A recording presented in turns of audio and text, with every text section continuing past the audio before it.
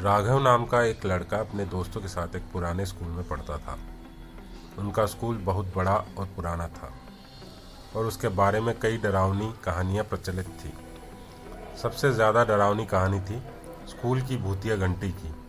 कहते थे कि रात के समय जब स्कूल में कोई नहीं होता तो वह घंटी अपने आप बजती है और तब कुछ अजीब घटनाएं घटित होती है। एक दिन राघव और उसके दोस्तों ने तय किया कि वह उस रात स्कूल में रुककर पता करेंगे कि घंटी की सच्चाई क्या है। वह सभी स्कूल में रात को एक कमरे में छिप गए और इंतजार करने लगे।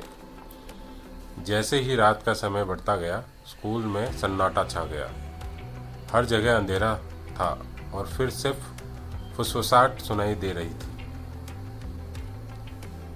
घड़ी ने रात के 12 बजाए और अचानक उन्होंने सुनी वह भूतिया घंटी की आवाज़। ट्रिंग ट्रिंग ट्रिंग ट्रिंग। वह घंटी अपने आप बज रही थी। सब दोस्तों के चेहरे पर डर साफ दिखाई दे रहा था।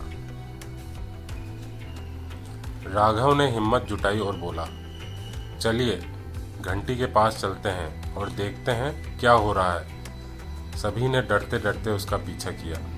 जब वह घंटी वाले कमरे के पास पहुंचे तो उन्होंने देखा कि घंटी अपने आप हिल रही थी और वहां कोई नहीं था। तभी एक हल्की सी हवा चली और कमरे में ठंडक फैल गई। एक पुरानी किताब अपने आप खुलने लगी और उसके पन्नों में कुछ लिखा हुआ था, जो यहाँ आता है उसे मेरा रहस्य जानना ही पड़ेगा। राघव ने पास जाकर किताब उठाई और पढ़ने लगा। किताब में लिखा था कि कई साल पहले इस स्कूल में एक घंटी बजाने वाला हुआ करता था, जिसका नाम रघु था। रघु स्कूल की घंटी रोज ठीक समय पर बजाता था, लेकिन एक दिन गलती से वह स्कूल की घंटी के पास ही गिरकर मर गया। तब से उसकी आत्मा उसी घंटी के आसपास रहती है और रात को घंटी बजाकर सबको डराती है। राघव और उसके दोस्तों ने समझ लिया कि रघु की आत्मा शांति चाहती थी। उन्होंने स्कूल के प्रिंसिपल को सब कुछ बताया और प्रिंसिपल ने स्कूल में रघु के नाम का एक स्मारक बनवाया।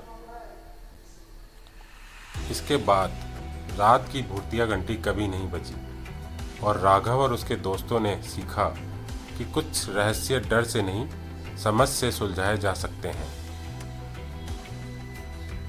सीख: हर डरावनी चीज़ों का हल होता है अगर हम उसे समझदारी और साहस के साथ सुलझाएं।